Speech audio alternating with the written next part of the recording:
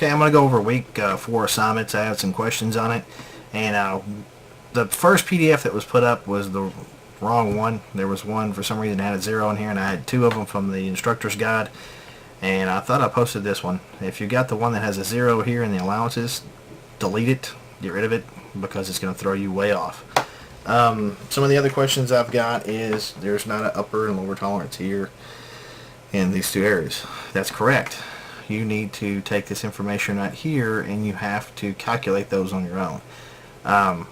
The block here for basic hole size, it's going to be left vacant. Your basic shaft size, you'll have a nominal value here, and your tolerance,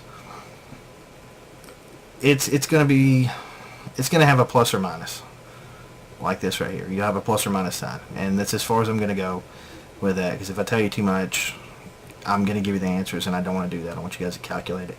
But in this row, for tolerances under the hole, this is the only spot you have to calculate. The rest of this stuff is good to go. Your tolerances for your shaft, all of this is good to go. Nothing else needs to be added. For your limits, you have upper and lower control limits for your hole. You have 1 calculation here and 2 calculations here. For your shaft, you have upper and lower control limits. Here you have 2 calculations here, here, and here. Okay, when you take this information, this is going to give you your clearance and your allowance. You're going to have to come up with a calculation here, and your answer is going to be a nominal value in thousandths of an inch, similar to this. It'll either be plus or minus for some of these.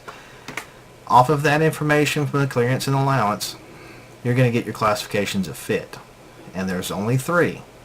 If you're coming up with some other name other than clearance, interference, and transition on this chart, it's wrong. It's just wrong. These definitions here, they're in one of your PowerPoints. Make sure that you look over those. It's going to give you the characteristics for each, and then I know for a fact there's 2 examples in there, so that's going to help you eliminate the other. Don't overthink this. Don't overshoot it. It's some of you guys that are emailing me. You got the first one, and in this row right here it was given a 0. That's completely wrong. And the answer you were giving me, a couple of the guys, I think it was just one person that emailed me that one. The negative number you're getting is right. It's right, so you're on the right track. That being said, I'm going to go ahead and I'm going to open up that week 4 also quiz. I've opened it up one time before too, but I'm going to double check and I'm going to pull it up. There's been some questions about the prints that are in that. I've got to keep these videos at 5 minutes, so if I'm talking like I'm rushed, I am, and I hate doing that. But this program limits me to 5 minutes at a time. I hope this clears some stuff up.